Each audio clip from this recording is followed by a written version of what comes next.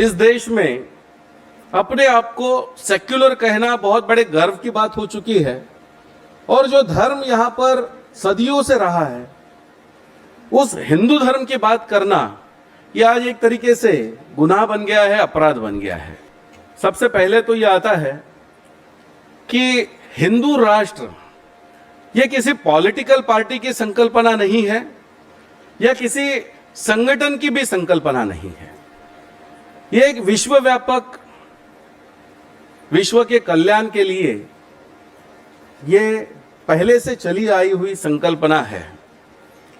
ये हिंदू राष्ट्र अर्थात क्या है? तो ईश्वर राज्य है और इस ईश्वर राज्य को, इस संस्कृति को, इस धर्म को हम जो जानते हैं या तो हम सनातन धर्म के रूप में जानते हैं या हम हिंदू धर्म के रूप में जानते हैं। हिंदू शब्द की जो व्याख्या है, हीनम दूषयति इति हिंदू, यानी अपने अंदर के हीन जो दोष है, रजतम है, उसका नाश करने के लिए निरंतर जो प्रयास करता है वो हिंदू है। तो इस व्याख्या से हमें हिंदू का अर्थ क्या है वो समझ में आएगा। आद्य शंकराचार्य जी ने कहा है, मनुष्य के साथ पूरे प्राणी मात्र की ऐहिक तथा पारलौकिक उन्नति का जो विचार करता है वो धर्म है।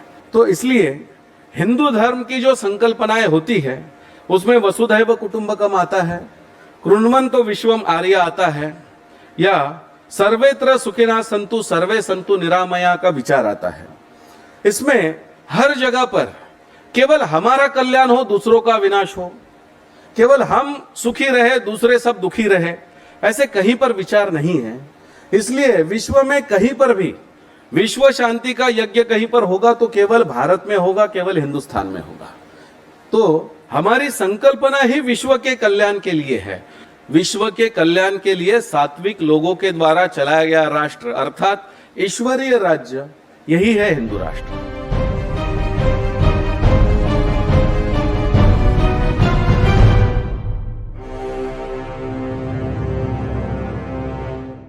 इस तरह की अन्य पॉजिटिव खबरों के लिए आप देखते रहिए द डेली टाइड।